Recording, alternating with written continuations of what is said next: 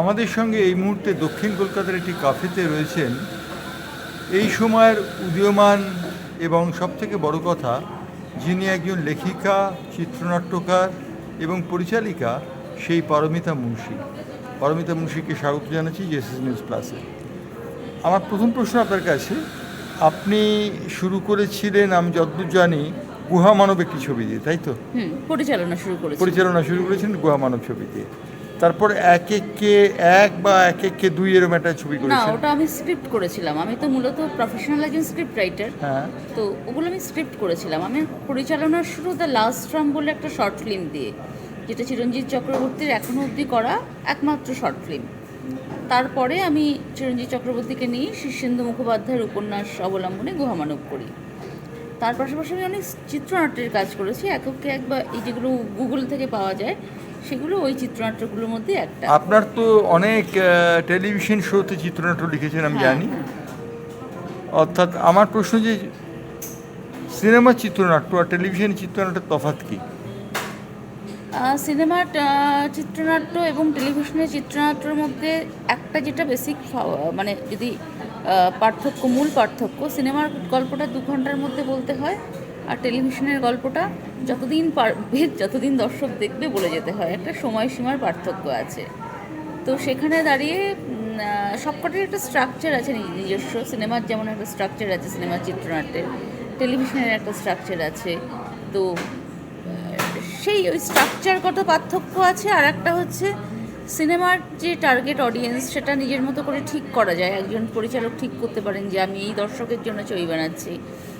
যে জায়গা থেকে কমার্শিয়াল বা আর্ট এই সিনেমায় কথাগুলোর প্রচলন হয়েছে, যদিও আমি ব্যক্তিগতভাবে মনে করি সিনেমা 2 রকমের হয়, ভালো সিনেমা, খারাপ সিনেমা। তো কিন্তু সেখানে সিনেমার টার্গেট অডিয়েন্স ঠিক করা যায়, পরিচালকের স্বাধীনতা থাকে, সেই টার্গেট অডিয়েন্সের মতো করে সিনেমা বানাতে পারে। কিন্তু টেলিভিশনের টার্গেট অডিয়েন্সটা নির্দিষ্ট, সেটা স্লট অনুযায়ী হয়। সেখানে সেই টার্গেট অডিয়েন্সকে বুঝে তারা কিভাবে দেখছে, প্রতি বৃহস্পতিবার যে রেটিংটা আসে সেখানে বোঝা যায় কোন অডিয়েন্স কিভাবে দেখছে, রিচ কতটা, টাইম স্পেন্ড কতটা হচ্ছে। টাইম স্পেন্ড খুব ম্যাটার করে। একটা 24 মিনিটের শোতে কতক্ষণ লোকে দেখছে, টাইম স্পেন্ড করছে। 20-22 মিনিট টাইম স্পেন্ড চ্যানেলের দিক থেকে রিকোয়ারমেন্ট থাকে। এইগুলো ডিপেন্ড করে। বাদবাকিটা কিন্তু সবই মোটামুটি এক আর কি। মানে গল্পর কন্টেন্ট ভালো, সবই এক। আচ্ছা, একটা প্রশ্ন করি, আমরা যখন কথা বলছি তো পরদিন বিজেপি শপথ নিচ্ছে, রাজ্যে পালা বদলে একটা পালা হয়েছে। টালিগঞ্জের ফিল্ম ইন্ডাস্ট্রিতে এর আসর কীভাবে পড়বে বলে মনে হয় আপনার? দেখুন, যে কোনো একটা দেখবেন আপনি, একটা রাজনৈতিক পালাবদল কিন্তু অনেক কিছুর উপর প্রভাব ফেলে। আমাদের চারপাশটা ল্যান্ডস্কেপটা বদলে গেছে। একটা পতাকার রং পাল্টে গেছে। এই যে সামনে দিয়ে অটো চলে যাচ্ছে বা বাইক চলে যাচ্ছে, সেখানে যে পতাকাগুলো, তার রং পাল্টে গেছে।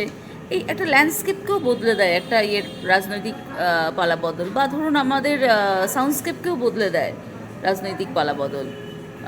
তো সেখানে দাঁড়িয়ে রাজনৈতিক পালাবদলে টালিগঞ্জ ফিল্ম ইন্ডাস্ট্রির কি প্রভাব পড়বে? দেখুন, সিনেমা তো যেভাবে বানানো হয় সেভাবেই হবে। সিনেমা তো ক্যামেরা দিয়েই শ্যুট হবে, অন্য কোনো তো যন্ত্র দিয়ে শ্যুট হবে না। ট্রলি শট তো ট্রলি দিয়ে নিতে হবে।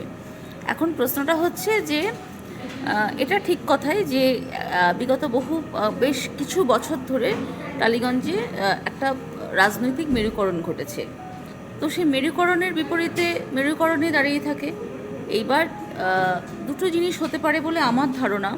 সেটা হচ্ছে যে নতুন সরকার এসে তারা আগের যা কিছু চলছে সেগুলোকে নস্যাৎ করে দিতে পারে, দিয়ে নিজেদের মতো করে নিয়ম চালু করতে পারে।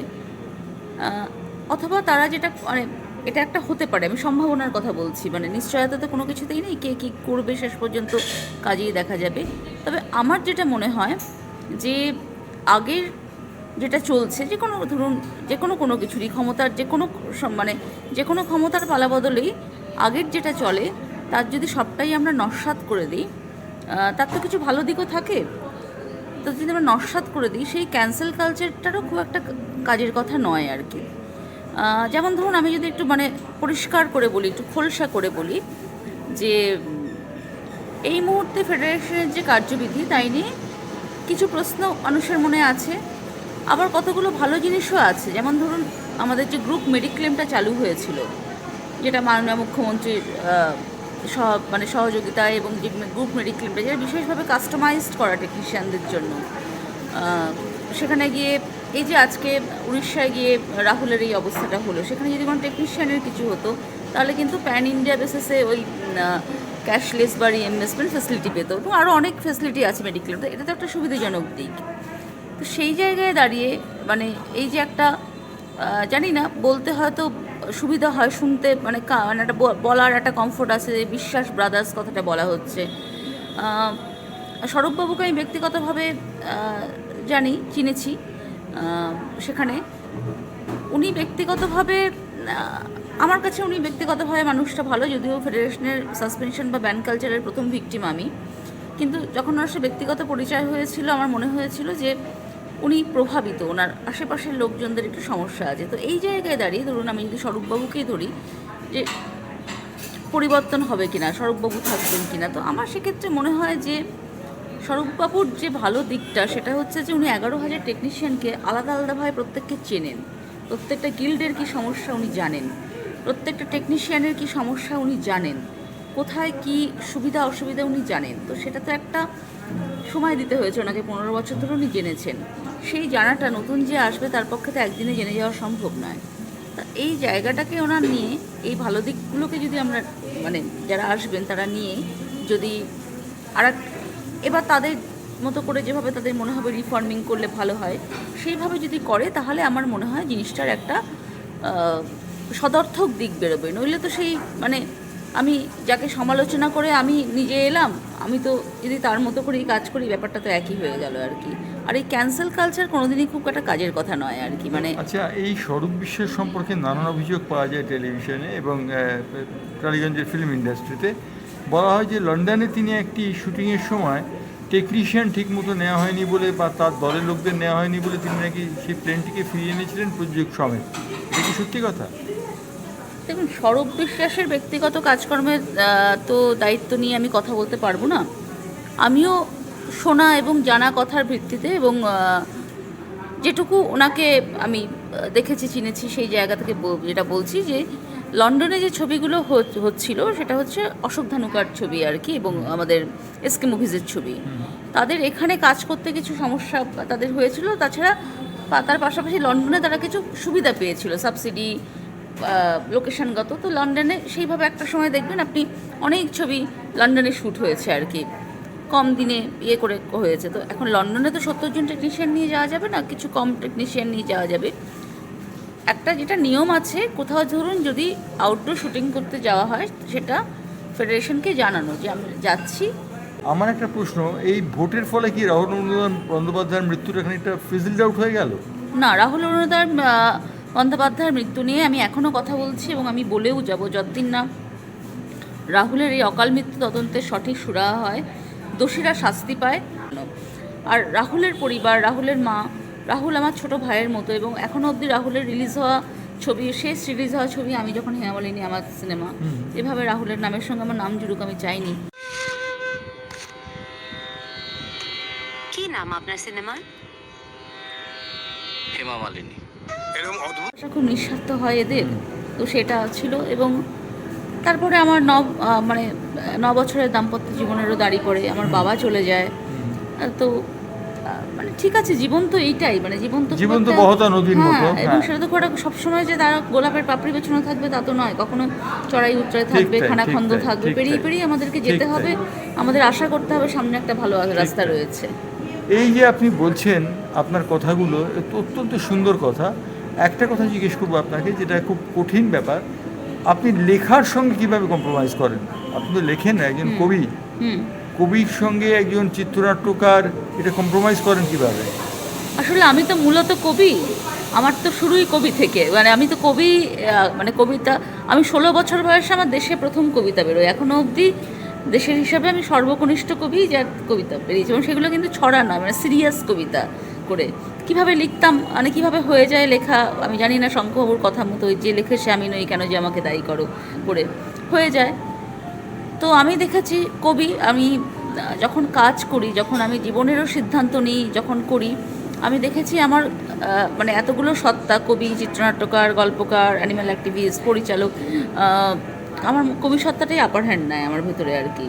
যে আমার অর্থাৎ কবি শক্তির সব থেকে হ্যাঁ উপরে যায়। সব থেকে উপরে, নইলে এই যে আমার যে আবেগ, ইমোশন, আমি যে আজকে মানে কোনো রকমভাবে কোনো কিছু পরোয়া না করে নাম করে বলছি, মানে সরকার থাকাকালীন মহিলা কমিশনের চেয়ারপারসনের বিরুদ্ধে তরোয়াল খুলে নেমে পড়লাম রাহুলের মৃত্যুর বিচার চেয়ে, এটা তো একটা আবেগেরই পরিচয়, মানে এটা তো খুব হিসেব কুশে হয় না এগুলো। আপনার ছবিতেও কিন্তু লিরিক্যালিজমের একটা পরিচয় পাওয়া যায়। হ্যাঁ, পোয়েটিক রিয়ালিজমের একটা প্রভাব আমার রয়েছে, এবং সেটা সচেতনভাবেই রয়েছে। প্রভাব নয়, প্রভাব মানে তো অচেতন, সচেতনভাবেই রয়েছে আর কি। সো যেহেতু আমি কবিতাটা, মানে কি হয়, একজন কবি সে অনেক কিছু দেখতে পায়, সে বিশ্বাস করে যা আমরা দেখছি সেটা হয়তো সত্যি নয়, যা দেখছি না তাই সত্যি। এবং এক একটা ঘটনার মধ্যে অনেকগুলো স্তর থাকে, সেই বহু স্তরের মধ্যে সে স্তর থেকে সে দেখার চেষ্টা করে, সেখান থেকে শব্দ তৈরি হয়, মানে তৈরি হয়। কবিতা তো সব থেকে দুরূহ শিল্প। তো আমার এই কবিতা চর্চা আমার সিনেমা চর্চাকেও মানে সমৃদ্ধ করেছে আমার জায়গা থেকে, আমি যেটুকু কাজ করতে পেরেছি। কিন্তু ব্যক্তিগতভাবে আমি আমার কবি সত্তাকে সবার সামনে প্রকাশ করি না, আমি দূরে এই যে রাখি। পরিবর্তনটা দেখছেন, এই পরিবর্তনটা কি চোখে দেখছেন? আপনাদের দূরদৃষ্টি রয়েছে, এই পরিবর্তনটা কি চোখে দেখছেন? পরিবর্তনকে তো মানে মানুষের রায় স্বাগত জানানোই উচিত, সদর্থক চোখেই দেখছি। এবং মানে যে পরিবর্তন হলো, যাদের পরিবর্তন হলো, তাদের তো নিশ্চয়ই কোথাও একটা গাফিলতি রয়েছে, এটা তো অনস্বীকার্য। নইলে মানুষের রায় যাদেরকে বিপুল ভোটে 15 বছর আগে জিতিয়ে এনেছিল, এইরকমভাবে বিপুলভাবে তাদের বিপক্ষে যেত না। মানুষের রায়কে মেনে নিতে হয়, এবং সেখানে দাঁড়িয়ে আমার মনে হয় যে পরিবর্তনকে সদর্থক চোখে দেখছি। পরিবর্তন তো হতেই থাকে, মানে শুধু তো পরিবর্তন বাংলায় হলো না, তামিলনাড়ুতেও হলো। থালাপতি আপনি বিজয় এলেন। পরিবর্তনের ভেতর দিয়ে একটা অন্তর্দৃষ্টি দিয়ে কি দেখছেন? আমি অন্তর্দৃষ্টি দিয়ে যেটা দেখছি সেটাকে হচ্ছে, পরিবর্তনের ক্ষেত্রে যেটা হয় সেটা হচ্ছে যারা এতদিন ক্ষমতাহীন ছিল তাদের একটা ক্ষমতায়ন হয়। সেই ক্ষমতায়নকে তারা কিভাবে ব্যবহার করবে তার উপর নির্ভর করছে পরিবর্তন সদর্থক হবে না নয়ার্থক হবে। এবং এটা কিন্তু এখন খুব টু আর্লি টু সে